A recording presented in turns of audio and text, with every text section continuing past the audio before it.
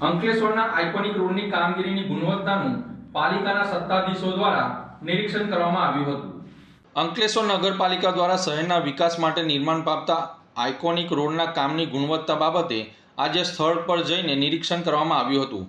આ નિરીક્ષણ દરમિયાન નગરપાલિકાના ઇન્ચાર્જ પ્રમુખ ભાવેશ કાયસ તેમજ કારોબારી અધ્યક્ષ નિલેશ પટેલ હાજર રહ્યા હતા। નગરપાલિકા દ્વારા આઇકોનિક રોડના કામમાં ગુણવત્તા જળવાઈ રહે તે માટે ખાસ ધ્યાન આપવામાં આવી રહ્યું છે। આઇકોનિક રોડ યોજના અંતર્ગત રોડની બંને બાજુ અંડરગ્રાઉન્ડ વરસાદી પાણીના નિકાલની વ્યવસ્થા, પેવર બ્લોકના ફૂટપાથ, આધુનિક સ્ટ્રીટ લાઇટ તેમજ રોડ સાઇડ પર વૃક્ષારોપણ કરવાની કામગીરી હાથ ધરવામાં આવી છે।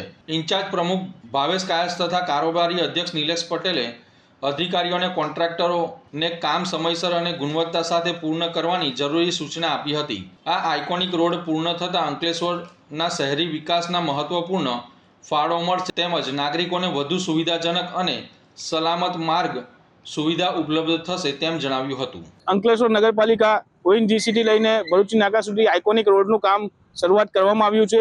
એ રોડની અત્યારે કામગીરી શરૂઆત છે। તેના બ્લોક, એના કર્બિંગ, એની ગુણવત્તા, એની ચકાસણી માટે હું અને અમારા કારોબારી ચેરમેન શ્રી નિલેશભાઈ પટેલ દ્વારા વિઝિટ કરવામાં આવી અને રોડ એકદમ વ્યવસ્થિત અને ખાતરીપૂર્વક બને એની દરેક ગુણવત્તાની તપાસ કરવામાં આવી।